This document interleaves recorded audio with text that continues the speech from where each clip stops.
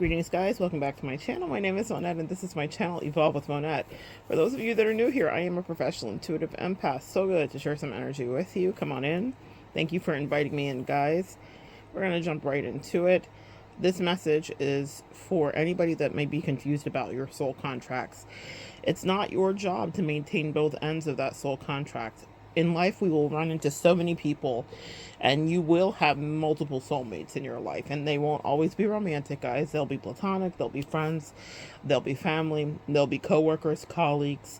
They could be the crossing guard at your school that made an impact on you in a positive way or a negative way. But these are soulmates that pop into our lives for us to learn and for us to evolve. And one of the areas of confusion and guilt and a lot of emotional manipulation that happens with that sometimes is that you may know, usually empaths, we have a great idea about our soulmate contract with someone, that someone is supposed to be on our path, that there's a certain trajectory that it's supposed to take, and upon taking said trajectory, there will be an evolution. Okay, if you think about your soulmates, I want you to think about it very much like your grade school science project when we all made those volcanoes, if you remember that, from the 80s anyway, okay? That was a go-to, and I think it is still today in some ways. But anyway, they're two active ingredients. We're baking soda and vinegar, okay? In order to get that chemical reaction to mimic and some food coloring, of course. But the chemical reaction was caused from the baking soda and the vinegar. Your soulmate is very much like that. There are two things that you each, or there are things, excuse me, elements that you each possess that when combined actually creates a reaction that causes growth and explosion of growth. It causes something to happen in both of your lives. And so there's just a little cursory back knowledge about why the soulmate experience even exists. Because no matter how much we love hermiting, and don't we all? I know I certainly do. And how much we will hermit to protect ourselves and regenerate our energy, the truth of the matter is that in order for you to actually move forward, you actually need someone who may be a catalyst. And so those two energies combined become something either combustible, or that you can use for steaming something to move forward into the future, or like I'm thinking like a locomotive, like a train, or it's something that will drive you insane. Now, here's the thing where we get off track as empaths is that we will know that, right? And so I want you to think about someone. I want you to go back 5 years, okay, in your life, and think about someone who was in your life at that time, and think about what purpose they served, what purpose you served them. Did they understand your purpose? Or think about someone who you maybe tried to make it work with over and over and over and over again. And you were really sure, so you were very focused, maybe very loyal, very connected and very committed, and you were tilling the soil of the relationship, trying to fertilize it to make something grow out of it. And maybe the person that you were with was just holding the hoe there and the pick and just looking at you. They had no idea, and they did not have the spiritual download, because a lot of you guys are quite intuitive, so you actually get messages, but they did not have the spiritual download that you did to even understand what was happening. Or maybe they did understand, but just decided, I'm going to pretend I don't see this or know about this, and I'm going to let them do all the heavy lifting. And what will happen in that, even if they're not a narcissist, even if they're not our favorite, buzzword, but if they're maybe just toxic, I just call them the low vibe tribe. That's what my angels have downloaded it with, because everyone can't be a narcissist, and maybe they can be. I don't know, girl. Yeah, what do I know? I'm just here learning and teaching just like you, with you, as we do. But either way, if you have someone around you who is low vibrational, who is toxic, or is your soul, but they're your soulmate, because here's the thing about that soulmate experience. You're there to marry each other and to help people evolve past some of those traits. Maybe see something, maybe envision better days, maybe have an idea for the future. Well, in any case, they don't want to help you, or they're noticing that you're doing it. You're doing it all by yourself. And they enjoy the ego stroking of you being their cheerleader and their, person and their advisor, or whatever you are in their life, because a lot of us take on that role. Then the angels will intercept, because it's not right and it's not fair. They will take over the controls. We have free will. But if you start to feel like, wait a minute, why am I doing all of this? And you don't not only appreciate it, but you're taking it for granted and you're getting away with murder. Very often in my life, when I have reflected upon situations that I have been through, I realize right towards the end, a little too late, just like all of you, okay, guys, my psychic gifts do not help me that much in any interpersonal dynamic that I'm supposed to extricate myself from, because the angels put before me the labyrinth and they dare me and they guide me, but they say, you got to get your way through, girl. We'll always be with you. They're above watching. So think of a labyrinth and how if you were, let's say, a drone, right? You could be over that labyrinth watching whoever's weaving through those little hollowed walls, but you are not inside there and inside their head, and you can't see that the place they're going is a dead end or it's going to set themselves free. And when you're in any connection, no matter how psychic you may be, you will have to use your discernment internally, and no one can help you with that. Back to the point here. Your angels want to help you, but what they want you to understand is how much does someone else care and how much do you care about you. There are so many lessons that happen in that soulmate connection, but you're not going to hold and do all of the work. And when I've reflected on some of those things for myself, for my clients, for friends, I'm like, why are you doing all this? Or why am I doing all this? Or why did they do all of that, right? What I mean by they, us, them is that whoever you might have been paired with was maybe taking your life for granted, and more importantly, taking your light for granted. You light worker, you angel, you earth angel, you. And they just thought just whatever they wanted to about you. Maybe for some of you, I've heard clients say they thought they could do better, or the grass was greener. These are phrases that are ubiquitous in our metaphysical culture. The grass was greener on the other side, and as the grass is green where you water it. But this is a test, guys, and that's the way. And I don't know if it's just the frame, the frame of reference that I have is of being a teacher. So I understand that tests are happening all the time, and I can also understand that I could be probably quite annoying for my friends and family, because it doesn't matter who they are. No one is exempt from me seeing the reality in that way. And they may think that I am exempt, but the angel said, oh no, Monette has to play too. I do. Meaning I have to be embroiled, involved, and in some undertakings, y'all, that are distasteful and unfortunate, and sometimes elevating and almost, what's the word I'm looking for? Enlightening, validating. I've had beautiful experiences on both ends of the spectrum. Beautiful, bittersweet experiences, painful experiences, and wonderful experiences that I would not trade a single thing for. But I am not shown the answer. I don't get the key to the door. What I have is an intuition that I've honed, and you do too. And that helps you discern the truth about any soulmate that may be before you. But what our angels don't want us to do is to be doing the heavy lifting all of the time, guys. Okay? So when I say we're tested all the time, I'm tested too. You're tested as well. And sometimes I fail the test. I was speaking recently in one of my videos about passing one test, because they gave them to me pop quiz same day, and passing one test right away. I knew the person could not stay. The other person was more grandfathered in. I liked them more. I cared for them. They were really, really, really, really deeply entrenched and woven into the tapestry of my life and the fabric of my soul. But at the end of the day, there were some issues about control, and I was the one with the issues about it. I was trying to overcompensate and people please and leaning back into bad habits of codependency, and my angels say yoink and snatch that right out of me.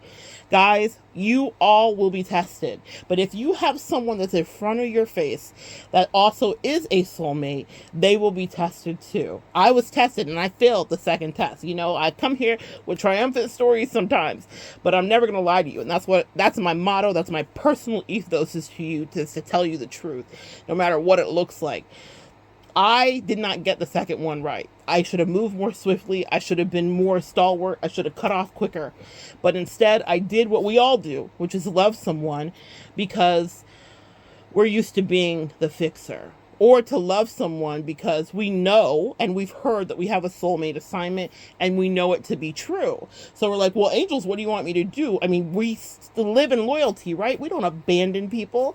And so I want to pass this on to you guys, because that's something that I found entrenched me and kept me stuck for longer than I needed to be. I had the message, I had the heads up, I was seeing all the levels of toxicity, bad behavior, I was hearing about the gossip and the slander. My angels are really clear with me. They make things so clear to me when I'm in danger, and they do the same for you. I'm not just here rambling, guys. This is about you too. You have been around. I want you to think about being maybe in high school with a group of girls. Oh, that joy that we all had. So whether you were the popular girl or whether you were down bad in high school, you know what it is to be around a group of 2 or 3, and there's some triangulation that can be in the midst of thee.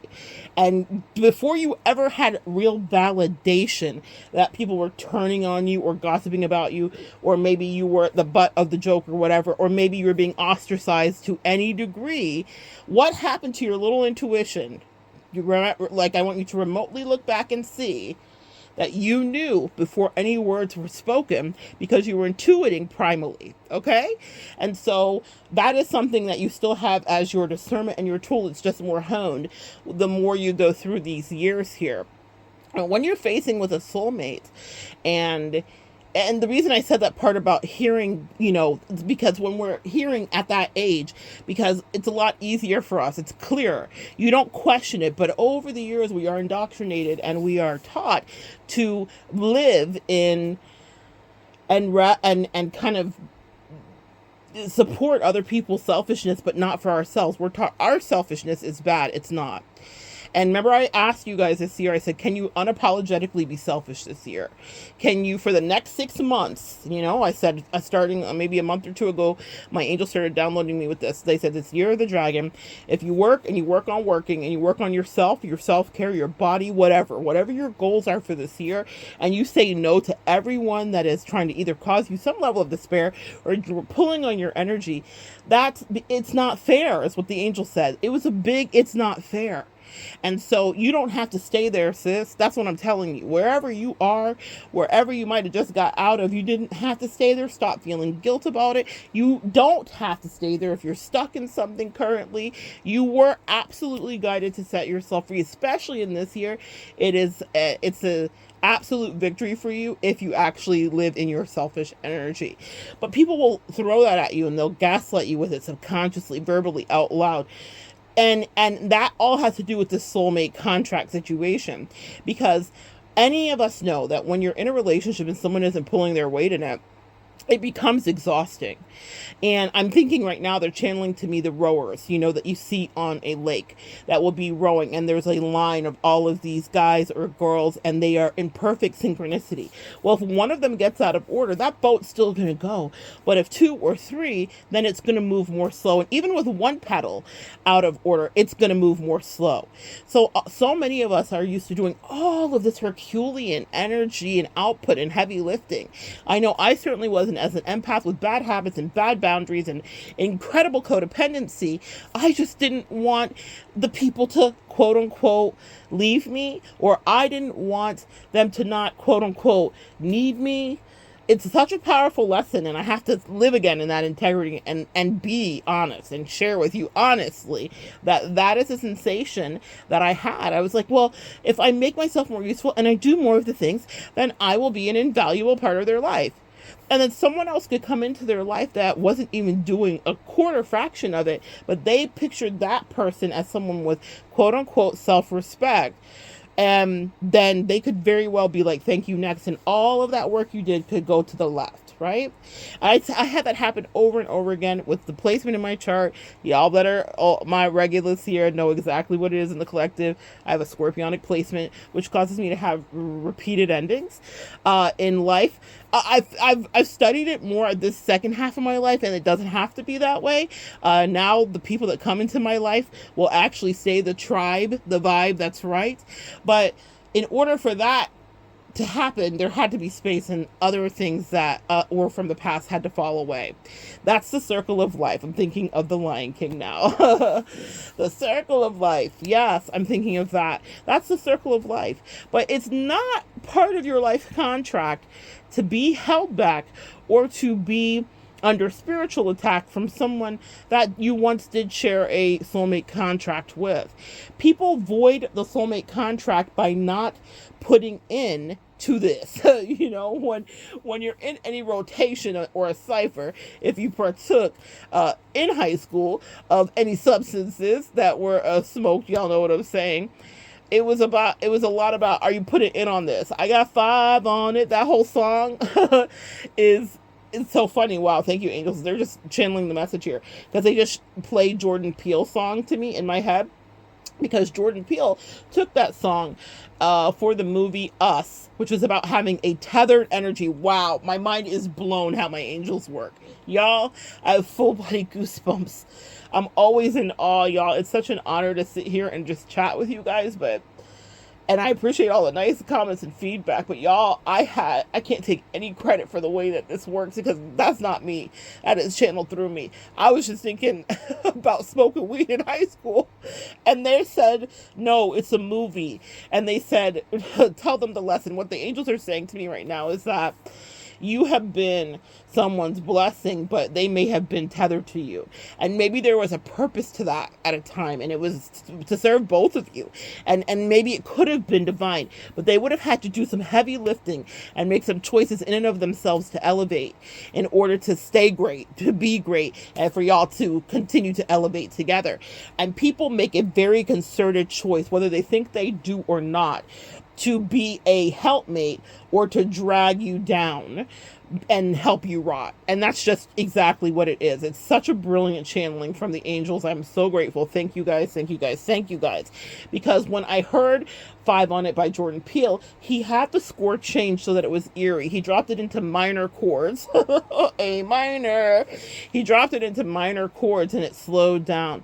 So instead of it going from like a really vibey bop, and when I say vibey bop, it's a vibey bop for the moment. So if you're smoking, the vibe is you're chill, you're with your homies, like everything's relaxed. These are people that you trust. I got 5 on it, smoking with that gangster weed or gangster lean, whatever. I got 5 on it, so it's very like light and whatever. But what Jordan Peele did was, it's like he stripped the chords, and it's like you hear the violin in the beginning, and it's eerie, and it sounds like it sounds like a horror movie. It sounds like Freddy and Jason should be like right behind you. It sounds like the killer's just about to get you. I got 5 on it. I'm going to connect it below. They said I have to. They said you have to go listen to that. They said this is what happens when someone voids the soulmate contract. They said that is the soundtrack. Ooh, this is so good. Because I'm just hearing this, y'all. This is new. This is the soundtrack of what it sounds like when someone voids the soulmate contract.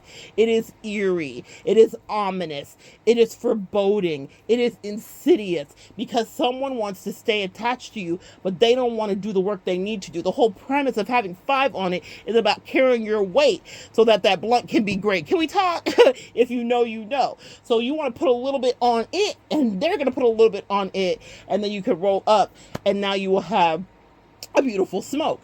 But if someone is wanting to just take from you and they don't ever have 5 on it, and they want everything you have, and they want to just siphon all your energy, that will make it a very different reality. And when people void the soulmate contract, it's not just about them not contributing. There's lots of ways that people void the soulmate contract by not pulling their weight.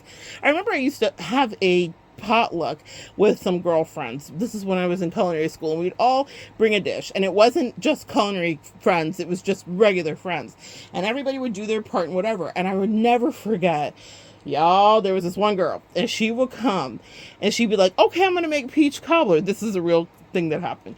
She was like, I'm going to make a peach cobbler. And she came.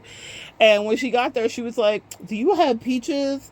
Do you have, like, and it wasn't even at my house I was hosting. It was at another friend's house. But she's like, do you have peaches? Do you have flour? Do you have sugar? She had bought, I don't know, cinnamon. I don't know, girl. But the cobbler was assembled because whoever's home that we were hosting it in literally raided her pantry so that the baking could begin. Also, that was not what we agreed to. We were all bringing a prepared dish so that we could begin to eat and have it be timely. People that don't want to contribute will siphon all your energy, throw off the whole schematics of the theme, the day, everything, and they'll be looking at you crazy. Like, isn't this cobbler great? And we're all like, it was. I'm so glad that the host assembled it for you and made it, you know? And anyway, girl did everything but bacon. And even that, you know, can I borrow your electricity? It was wild. That's what is happening in some of you guys' connections, is that someone may come in and people come in and talk a big talk.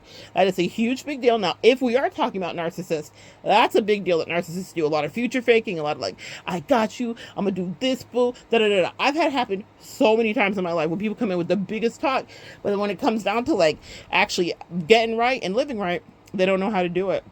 And that's okay. They don't have to. But what they don't get to be, and this is the point of this message tonight, they do not get to still stay attached to you for free, like the Tethered in Us in Jordan Peele's movie. They do not get to stay attached to you for free. I'm going to say it again. They do not get to stay attached to you for free. The number 2868 is an angel number right now that I'm channeling. I'm hearing thirsty snakes specifically, and I have an image and a picture of that too in my mind. Okay, yes, that came across my short. Someone feeding a snake Gatorade or pouring the Gatorade into the snake's mouth. And my angel said, take a screenshot of this. They talk to me that way. You guys know that. They communicate through pictures and a lot of words. They're very visual with me. They said there are some thirsty snakes in the collective energetically. And this is not just in my personal life. This is something that's going to be relevant for you. Absolutely. But you have some spiritual work to do. And that's why you can't allow the tether to stay connected to you. Because to have someone be connected to you is to physically have your life force be drained, your beauty, your ambition. Have you noticed weight gain, weight loss? Have you noticed hair loss? Have you noticed any kind of weirdness maybe on your face? Have you noticed anything? That's because you're connected to an energy that is no longer safe. At one point, some of these people may have been sent to you. You may have been dispatched to them. They may have been dispatched to you. They may have had earth angel energy too. But when someone goes rogue, and let's talk about what that means. It means they void the contract. Let's talk about that. That means that they allow doubts to come in, maybe third-party opinions, maybe their own personal jealousies, or any combination of that. That means that they're no longer loyal to you. That means if they're gossiping about you or slandering you. That means if they're thinking evil thoughts about you. That means if they're spending their days thinking about ways to play you or get revenge on you rather than to edify you and lift you up. That means that if they were really excited and supportive initially at the beginning of your contract or your connection, and they believe in everything you could do, but as they saw you ascend, they were starting to hate on you. Am I talking to somebody tonight? They started to hate on you because you actually started to get right. How dare you? I've seen it happen time and time and time and time again, not just in my life, but in my client's life. And I imagine that if you're listening, you can relate to this too, because it's something that's happened to you. So what do you do with that? Because those people that are tethered love where they're at. They love it there, but you hate it there. And you hate it there so much because you know it's not fair. Mars and Libra in my chart means that I despise, I abhor, I disdain unfairness in any capacity. I won't do it to you, and I don't let anyone do it to me. And I really highly recommend, collective, that you don't let anyone do it to you, okay? Because people will do what you allow them to for as long as you allow them to. Soulmate contracts can get voided very simply that way. You have to decide what your deal breakers are and if you want to play. And if the deal is broken, then go away. period. You go away or they go away, or naturally you will vibrate out of each other's energy. Whenever endings happen for me or my clients, I accept it as a fate that was always going to be available in the reality matrix that we had chosen. Meaning you always can choose your own adventure. This truly is a matrix. You can choose how long or if you want to do the thing. And for a lot of us listening, the thing that we do is push through. The thing that we do is the heavy lifting. The thing that we do is the excavating. The thing that we do is scraping the wound, cauterizing the bleed. The thing that we do cost us something, and it has brought us, so many of us, to our knees, but we chose it for growth and elevation. I have a dear friend on here who talks about facing her shadow side, shout out to you, girl, and how she wouldn't let it consume her, but she looked at her demons and she said, I see you. I know you want to eat me, and I don't mind right now. I'm at a time in my life where, you know what, consumption actually sounds pretty intriguing because life is sucking right now, or it's too much, or I'm overwhelmed. I don't know if I could fight it off. But she said she fought for her life because she knew that she did not want to live in the dark. She wanted to live in the light. Each one of us will be faced with a dark night of a soul. And guess what? Your soulmates are too. They just didn't decide to get like you. And that doesn't mean that you're better than them, because as my mother always said to me, and it is written in the good book, there before the grace of God go any of us, right? It is the truth.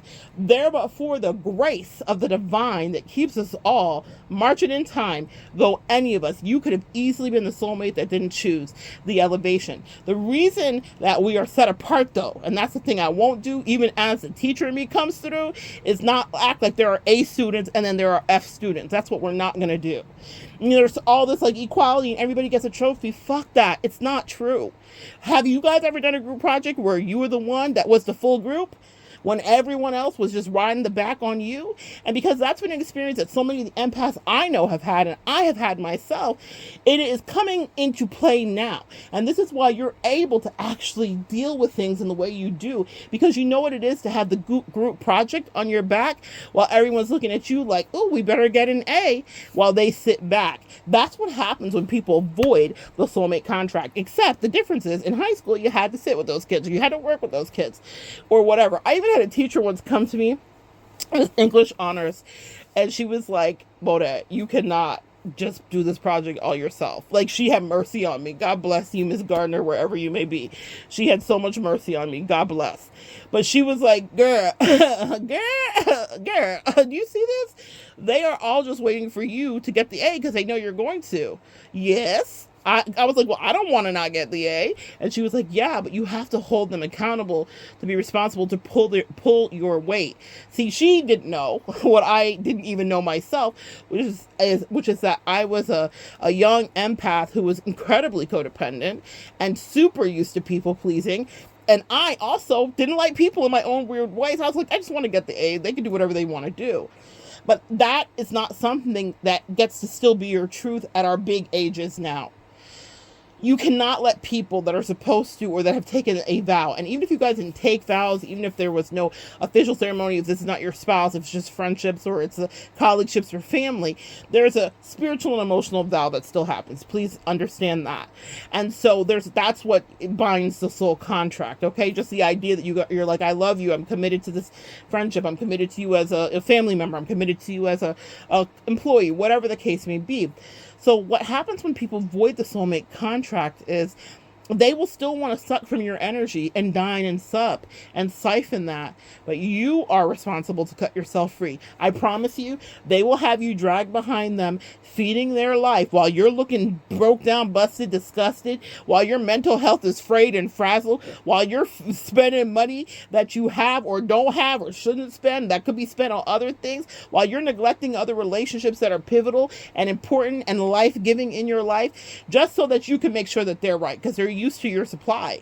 They're used to your energy. They're used to you being there when they cry. They're used to it. They don't understand really what you're going through. They don't care. They're just tethered to you. Watch, some of y'all need to watch us so you can get the full reference. They got 5 on it, except they don't. So they got nothing on it. And that's what happens when the soulmate contract is voided. They don't have anything on it. They're avoiding accountability. They're avoiding looking in your face and treating you properly. They're avoiding not gossiping, not slandering, not lying, not thinking evil of you. A lot of you guys suffer from, a lot of clients that I've worked with, specifically this, people projecting their bullshit onto you because they're bad-minded, they're evil, they're low vibrational. They do all the shit that you're like, I never even. There's so many times in my life where I have realized after I got out of it what people were thinking about me while we were going through, while they were avoiding the soulmate contract, and I was, working on a chain gang, working downtown, like working my fingers to the bone to keep the relationship going. And the whole time, they may have pivoted and voided the soulmate contract. Sometimes people void it as simple as something that triggers in their brain. They think you're doing something to them that you're not doing. And then they start to build this whole narrative off of that and start to treat you according to what they believe, because they're insane and or bad-minded, or they're given to being deceitful. So they think naturally you would too. They cannot even fathom that it's something you wouldn't do. And then they actually create behaviors and create all these karmic ties and create all this bullshit. And then they have all of this stuff. Like, they may have just absolved their karma when they were dispatched into you. And then the way that they treat you now racks up their karma again. And there's no you to help them anymore, because you will not stay tethered to them. And then now they have this next several years, 10 years, 20 years of bullshit to clear up. And they got to you, and you were there to help them literally levitate out and break free and enjoy life abundantly as it actually should be. But they decided to make you their enemy in their mind.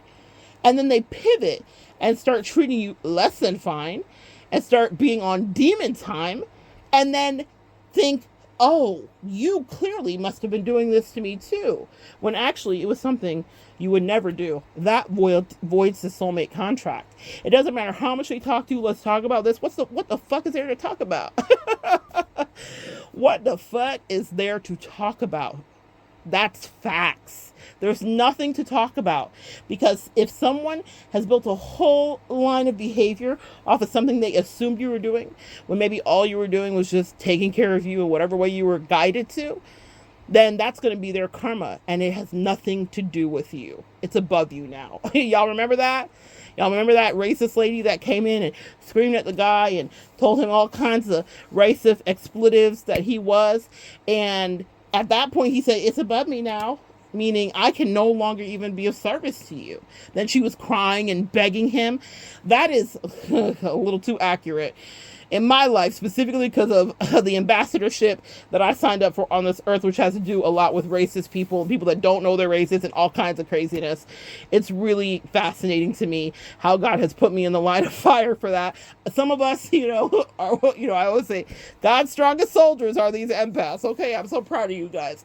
You all may have a different path. They may not be your life, but so often I have had people come into my life, and maybe I was supposed to help them, and maybe they were there to help me too, but they got to that point where then they are now crying after they attacked me and wanting me to create the breakthrough, to absolve them, to forgive them for what? It's above me.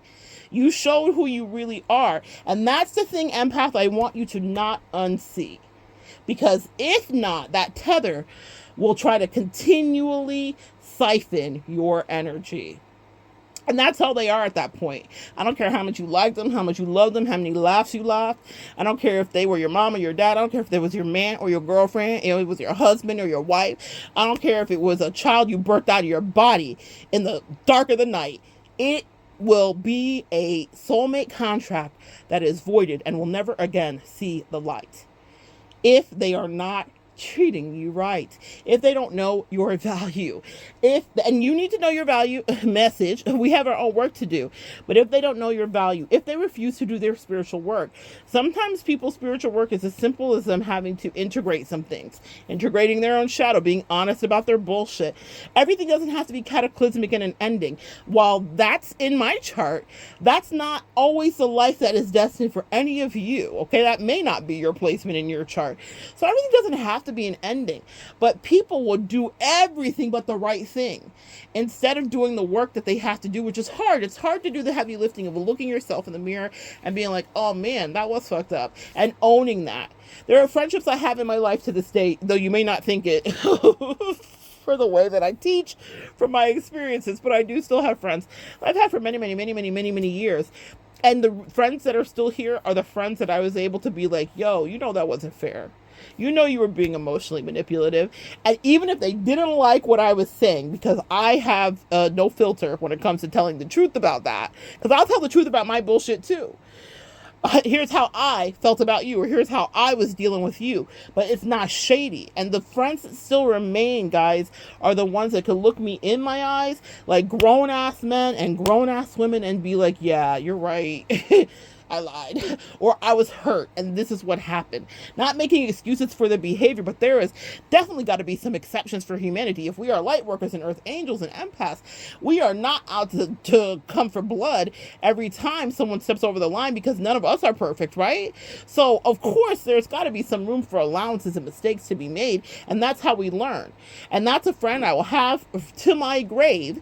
That friend specifically, I'm thinking about because of the fact that she just like copped to it and was like, you know what?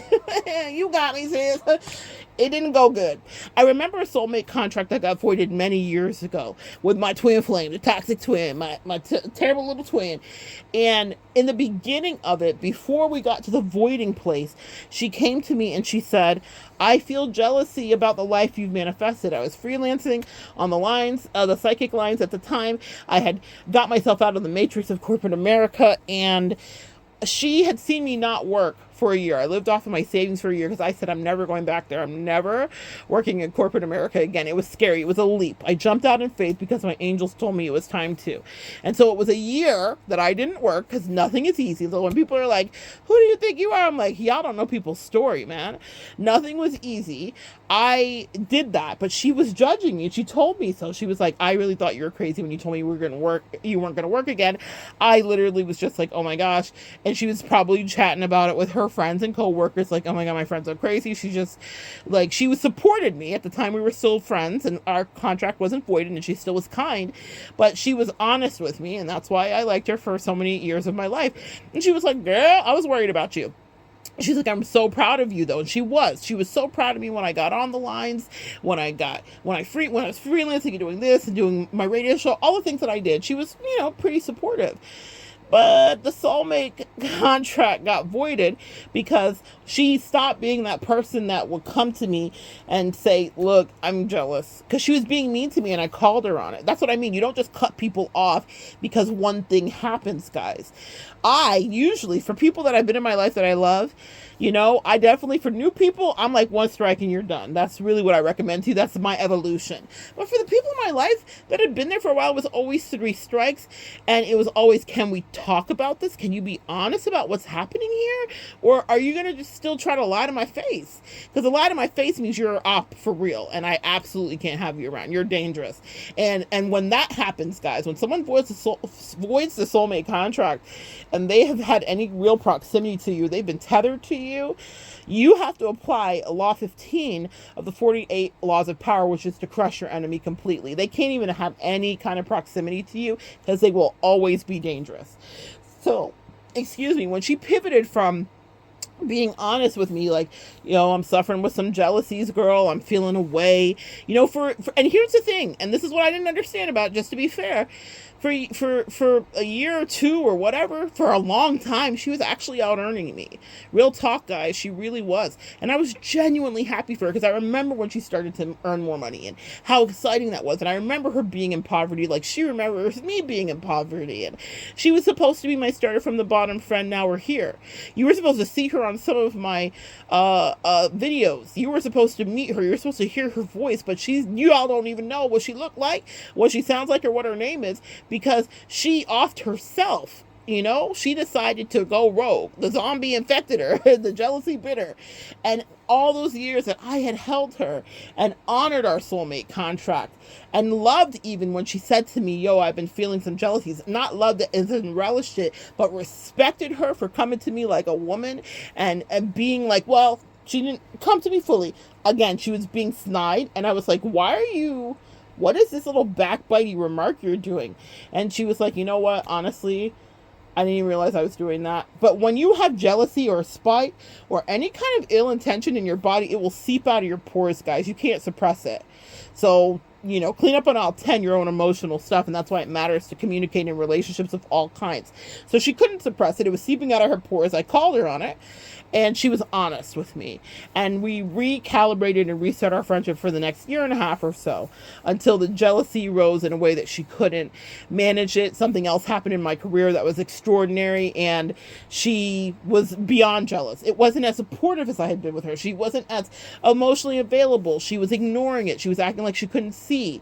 But it's because she was like just infected with jealousy, which is something we all can be, guys. I have been jealous of people, envious, all of those things, right? That's the normal human condition. But it's not my natural proclivity for people I call my friends. I always want you to win. I want you to win, no matter what. I am the biggest cheerleader. I am happy for people that are ascending. I'm happy for people's successes. When people have told me that they've been written up in magazines or won awards or whatever, I'm like, yes, that's amazing. I'm proud of you. I'm bragging on you. I'm bragging on you like your old auntie. Okay, I'm so happy for people. My niece and nephew have this incredible home, guys, and I was so happy. They called me when they were going in escrow and the whole thing, and their home is just absolutely gorgeous. My home is not like their home. I'm not like them. They not like us, right? But I am not jealous of that, because I know that when it's time for me, when the moment comes, it'll all work out exactly as it should be. I'm never going to hate on them. There were people in our family that did hate, though, and those people are not even allowed to cross the threshold in the door for energy's sake, because my niece is very Piscean and wise and intuitive and spiritual. She gets it. So she protects her energy. But I was happy and delighted. I was the first person they called besides their mother, and sat down with them at dinner, took them out to dinner to congratulate them for it, really. I was delighted, even though it wasn't my actual reality. Does that make sense, guys? A lot of you empaths are like that. You're like me, all right? You would genuinely be happy for someone, even if it was something that you didn't have. Because we understand, be happy when you see people getting things that you don't have. You, too, can have that. You're now in an energetic, vibrational match. Not people that are insecure, that are not willing to do their work, back to voiding the soulmate contract. That's what I mean about that. It sounds like this nebulous idea, but to void it means you won't do the hard thing, which is look at yourself in the mirror and be honest. My twin, at the time that she said to me, I'm feeling jealous, was doing the work. I was delighted to bring her with me. I was planning on blessing her. I wanted to buy her anything, get her anything, take care of her, whatever she needed, her child, because I was proud that she was doing hard spiritual, metaphysical work that a lot of people just like pretend they can't see. Then they just, self-medicate and drift off to the matrix sleep. And I was proud of her. But, the thing about tests is they will keep coming. And in our case, it was a third party that got it all off to not running very well. Your life has been similar, meaning you have had something else happen or someone else come in. Maybe you were dating someone, you really liked them, and maybe their parent was a disturbance, right? Or a hater in ways that they couldn't see, or maybe they had codependencies with someone in their family or a friend of theirs, right? And it may not even be as bad as maybe you didn't even think it was that big of a problem while you were in it, but in retrospect, you can look back and be like, oh, I see how that was an interruption, a disturbance. For some of you, it could be someone that's jealous of you. For some of you, it could be someone that is gossiping about you. There's all different ways that it gets voided, but what happens is the angels will test you and test you and test you and test you and test you again, and my friends listening, you are tested the same way or have been. In order for me to be the person that I am today, I was tested and tested and tested and tested and tested repeatedly. Just because I talk to people when I'm in these connections, they're like, oh, lucky Monette, the professor, she must think she knows everything. These angels mollywop me, y'all. Do you understand the way that they are like, do you see? Do you get it? Nope, that wasn't the right move. Because they want me to be integral, because they want me to talk to you. That's what it means as like, many are called, or many are called, but few are chosen. That gets people all up and like, who's chosen? Anyone could be chosen. Your soulmate that voided the contract could have been chosen too, but it means they would have had heavy lifting work to do. And it means that they can't be lazy about that. Funny, right? Funny me saying that, but it's the truth. You have to try. And her trying was good example. Hey, I feel things. It makes me uncomfortable. I'm actually... The sincerity in her voice, guys, is such a beautiful way to teach this lesson, because when she said to me, I'm jealous, and she was like, I'm genuinely actually like so proud of you, she started crying. And it wasn't like fragility white tears. She was a Caucasian lady, but it wasn't her. Later, those fake things came out when she was tested again, and she couldn't pass the next few tests that came after. But initially, I will tell you, her heart was so pure. I respected her and I congratulated her, and I was like, okay, I understand that. And I didn't feel the need to cut her off immediately. I didn't cut her off at all, because I could see that she was struggling and she was sharing with me vulnerably. That's all that it takes to maintain a soulmate contract, is honesty and vulnerability. Those are the two main ingredients. That's the miracle grow of any soulmate contract, is vulnerability and authenticity. If you can do that, then it doesn't matter how hard the moment is to get through. It is something that will be just a distant memory to the two of you in the future. But it means that they have to do the heavy fucking lifting too. And if they refuse to do it, then your angels are going to start to show you, very much like a chess move, all the ways that you will checkmate them. They will start to checkmate themselves, meaning they will start to get themselves up out of your life because they're not treating you right. They never intended to. Now they just want to siphon off you. Now they're greedy. Now they're used to you. Ain't no sunshine when you're gone. No one does it like you do. Duh. You know that. Very much on Billie Eilish. Duh. You know that. And then all of a sudden, someone has to be the bad guy because they don't want to look at their shadow and they don't want to live in the light. Then you'll be the bad guy. I had someone say to me recently, I guess I'll just be the villain in your story. There's a lot of villains. Sometimes it's me. Sometimes it's you. Do-si-do. Me and you, boo. What we gonna do? Sometimes you'll be the villain of someone's story because you set boundaries. Sometimes they'll be the villain in your story. I don't see that person as a villain. I see them as a teacher. Actually, that was far less of a dramatic situation than some of the others I've had. That is also the benefit of soul contracts that have gone bad, is it makes you battle tested. This didn't feel the same way other things felt to me because I was like, oh, say, can you see? I saw it coming. I mean, you just know what the landscape looks like of betrayal and shenanigans and foolery and projections and girl, same song, do-si-do, swing your partner, here we go. I'm used to that. But what I will, so it's not about villainizing anybody because I'm like, it's not even that serious to me. I've had real villains. This was not bad. This was an interesting lesson. And it was a chance for me to see how much I have grown, and I respect myself actually, because I decided, yeah, I've got to honor the terms and conditions of this soulmate contract, and on Exhibit A, C, and B. You voided it, actually. You voided it a long time ago. I've actually been giving you grace. You've been on borrowed time in reality. How many of you guys stayed in relationships where people are on borrowed time in your reality when they were actually not even supposed to be there anymore? Here's the beautiful thing about this for both of you. Yes, there's a silver lining, sis. You will get other soulmates. They will too. And that's why I say leave them with the pick. Let them choose before you. Whatever you want to do. You don't have to go through that. Again, it's choose your own adventure here. So if you want to get out before any choices are made and you're going to feel away, get out. The old empath in me is always like, I want everybody to be happy. For sure. But I still choose me. But the point of that is that you both had other lessons to learn with other people, actually. You completed it.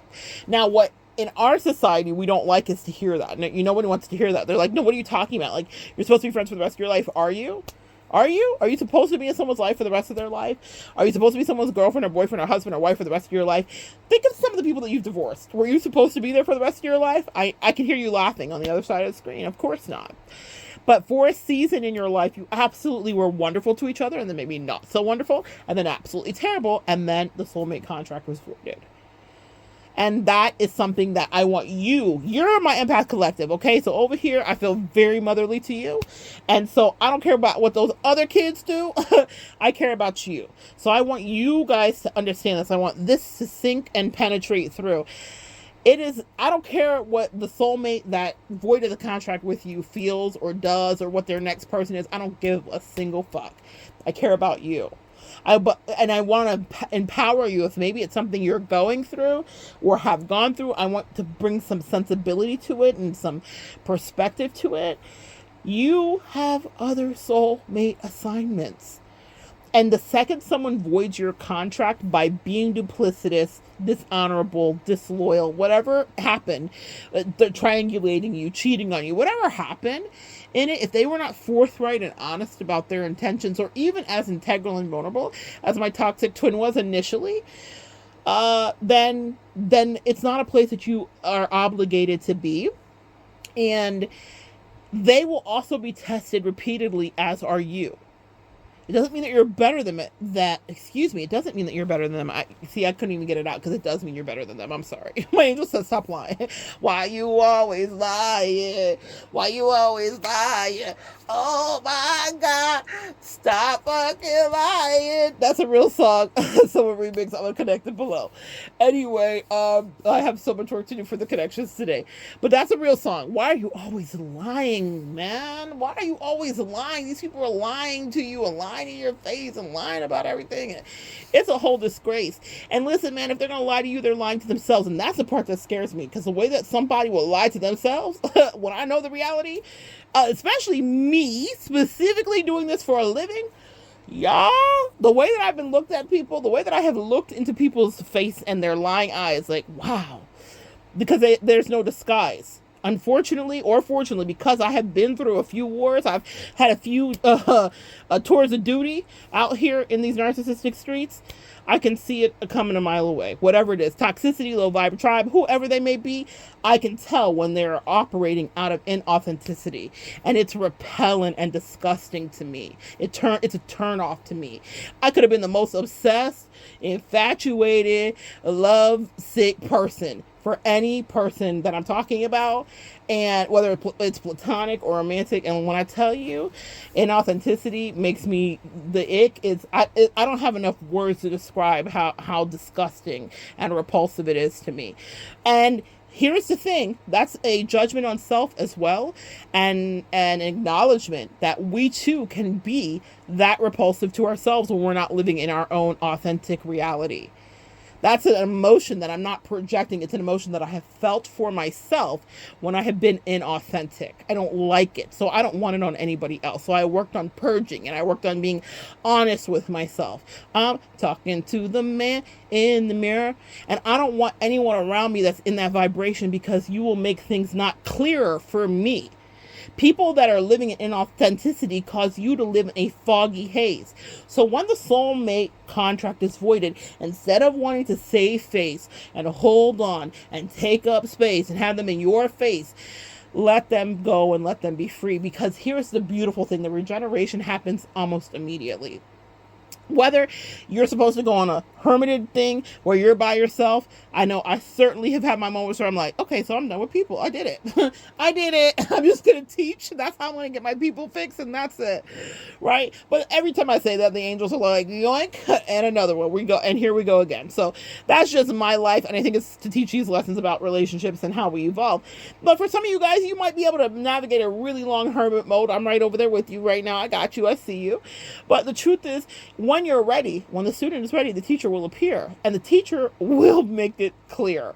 And that's a new soulmate contract with someone who is ready to work with you and not always have you in despair, not always want you to pull full weight, not always want you to stay there and be their dialysis machine for their bullshit that they don't want to fix. That's another thing, sis. And another thing. Stop spending all your time and energy and your youthful, beautiful self and your wrinkle-free face and whatever you have on people that really like their circumstances and like their misery.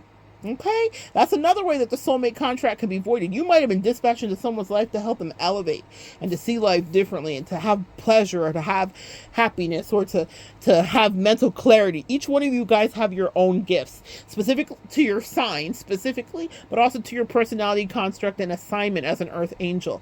So you'll go into someone's life and you will be able to help them ascend in a certain way that no one else could do. It is an assignment that was specifically given to you, just like it was an assignment that was given to them too, to to come in and be of assistance to you. But as soon as they void that in whatever way that we have previously talked about, aforementioned here, then you need to make it incredibly clear and get out. There are lots of ways to do it. You can salt yourself out, salt divorce. I'll connect the video below.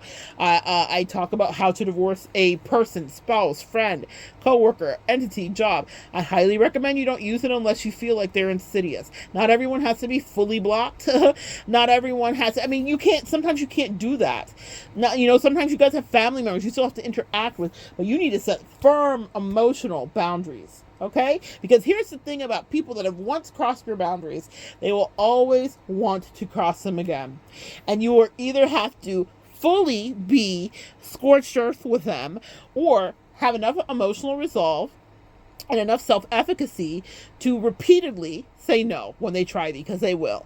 Again and again and again, they will try to see, well, maybe she feels a little differently today and I can just sneak on in. Okay, I've had that happen with family, I've had it happen with lovers, I've had it happen with friends.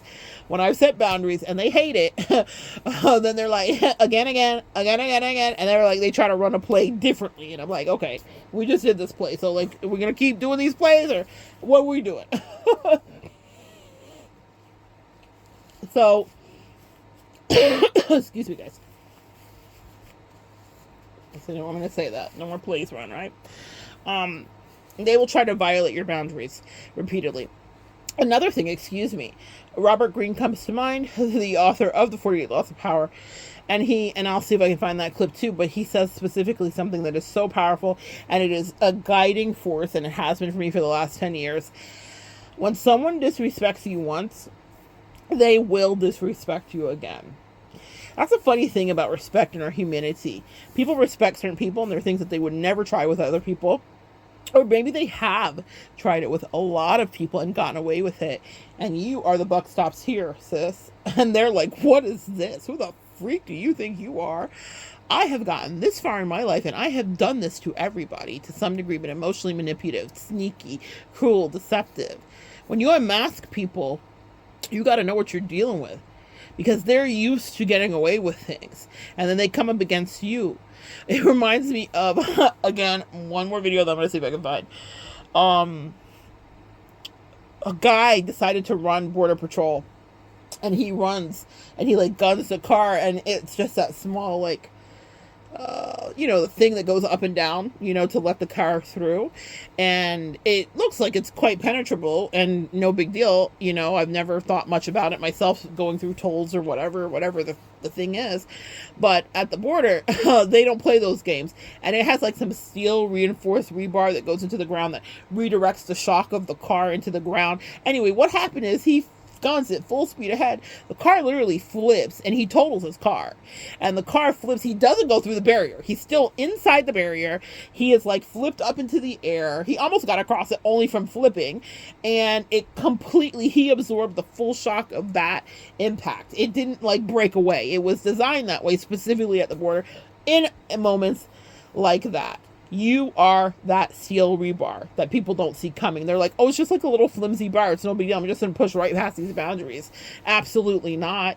And you will not only not push past the boundaries, there will be so many repercussions for trying Earth Angel energy, especially if you are living in purity. Whoever's listening, if your heart was pure, if your intentions were pure, if you were trying to love, help, and assist someone, if you saw the best in them, if you were uplifting them, edifying them, being there for them, if you were loyal, if you were part of the family, part of the friends, part of the lovership, whatever you were doing on this mothership called Earth, you were right. You were in the right. You were karmically right.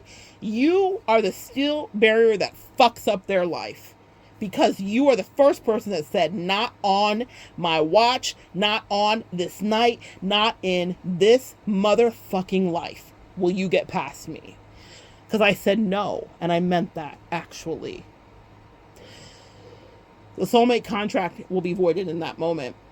And then what you will do is observe cataclysmically the fallout that happens for them, because they came against you like many men and women have, maybe, but they thought you were going to be light work, easy work, because maybe that's the way you used to be. Maybe they knew you before you had all those wonderful boundaries, before that steel enforced rebar was in the ground.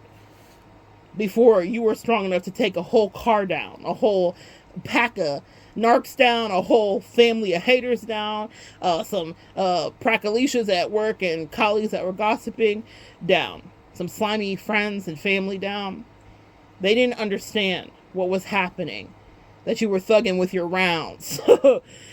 But your rounds that you were thugging with was your spiritual ground that you were standing on, which is hallowed ground. Touch not my prophet and do my beloved no harm, or touch not my beloved and do my prophet no harm. It's said for a reason. Each one of you come as a prophet, as a bearer of light. This is not just about what I do, right? This is about how you've lived your life. And if you've been a good soul to someone and they void the soulmate contract, cut them off and move on and don't look back. Lot's wife. Because you taught what you were supposed to teach. They taught you what you needed to learn too. It's always reciprocal. It's both ways, boo. And maybe for the first time in a long time, towards the ending of a relationship, there's finally some reciprocity, because you're giving what they're taking, or taking what they're giving, and except it's to set yourself free. So the lesson will be learned, and it will be concrete. Just like the rebar that's poured into that concrete. And it will be something that's now laid at their feet. That's the best part of allowing the soul contract to dissolve when they've initiated the breach, is to leave the baggage of the bullshit at their feet. They can lie to everyone else around them about what happened. And a lot of you guys get caught up in the smear campaign. And what if people think, who the fuck cares? Were you integral? I'm going to be your mama again here. Your faux mama for a minute. What did you do, though? I don't care who's jumping off the bridge. How were you collective? How did you hold yourself? How did you carry yourself through the test? Did you really try to make it work? Did you do your best? Well, then not even the angels can question you. And the thing about it is you know that you did your best. But if it's between you and another person, and they were being in a vibration of disrespect, they know you did your best too. No matter what story they spin, no matter who they lied to, no matter how many flying monkeys they brought in, they know that they tried you, that they were out of bounds with you, that they were disrespectful, that they didn't protect you, that they were not loyal to you, that they were not fair or honest with you, and they fucking weren't fair or honest with themselves too. We expect a lot of people, right? Well, that's what my angels really had me go back and recalibrate in all of these moments of my life. They said, listen, they lie to us. They lie to God. What do you think they do to you? Why do you think you were so special, boo? You right. You right, angels. You right. You're not wrong. No lies were told. So if they can't be honest with you, it's because they're not honest with themselves. And then that's a lost cause. They can stay in the matrix that they've created, the station that is their life. It doesn't mean that it's anything bad or egregious. It means that that's exactly what's comforting for them. You know what's not comfortable? Growing. You know why we do it? Because we have a deeper knowing that there's something on the other side. We're trying to get to our land of milk and honey, channeling Moses here. There's a promised land, but some of y'all have been walking around in the wilderness, thank you, angels, for 40 years with people that have no intention but to bring you despair and to keep you stuck the fuck over there. Absolutely not. Now, like Moses, you may not always get to the other side, but you got to press on towards the mark of the high calling, right? And that means if the soul contract is voided, let it be that. Never, ever, ever look back. Because I promise you, Robert Greene never lied. They will disrespect you both day and night, especially if you come back in their face because they felt like they didn't do it right in the first place. They want to punish you now. Sometimes you got to pop out and show folks you're not going another round. That part. So good sharing energy with you guys. Come back and join me next time and we'll continue to evolve together.